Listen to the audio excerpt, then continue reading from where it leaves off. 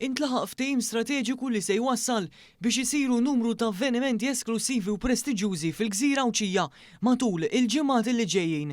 Dan bitħejjija l-avveniment ewlieni ta' Sigma li se jkun qed isir f'pajjiżna bejn l-ewwel u 3 ta' Settembru li ġej. Dawn l-avvenimenti waslu wara ftehim bejn il-Ministeru għal-Għawdex u Investiguzzo flimkien mal-kumpanija globali Sigma. B'hekk se jiġi mmarkat l-ewwel darba li Għawdex ikollu rwol prominenti fl-attivitajiet ta' Sigma bil-Ministeru għal-Għawdex u l-Ippjanar jieħu rwol attiv matul il-konferenza ewlenija.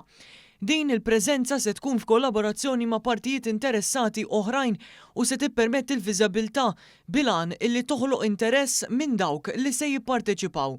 Id-Direttura Turiżmu l Iżvilupp Ekonomiku Ronald Sultana qal li permezz ta' din il-kollaborazzjoni Għawdex mhux biss se tkun promoss virtwalment bħala destinazzjoni għall-investiment iżda wkoll se jilqa' madwar 100 investitur fil-Gżira stess.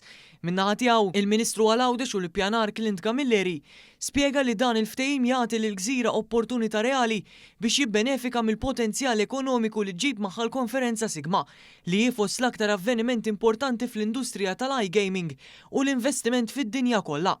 Hawn sostna li dan il-ftehim ma' Sigma u parti minn strateġija usa li tfittex li tagħmel minn Għawdex ċentru strateġiku għall-innovazzjoni, sostenibbli u l-investiment.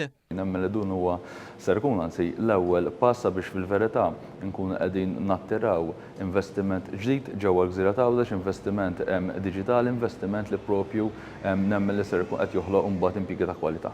Fost l-avvenimenti pjanati hemm l-Affiliate Retreat li se jsir bejn 28 u 30 ta' Awwissu li ġej u se jlaqqa' 50 mexxej affiljat ta' livell għoli li jirrappreżentaw il-komunitajiet online u għandhom impatt dirett fuq l-industrija permezz tal-ġenerazzjoni ta' miljuni fi żjarat u dħul.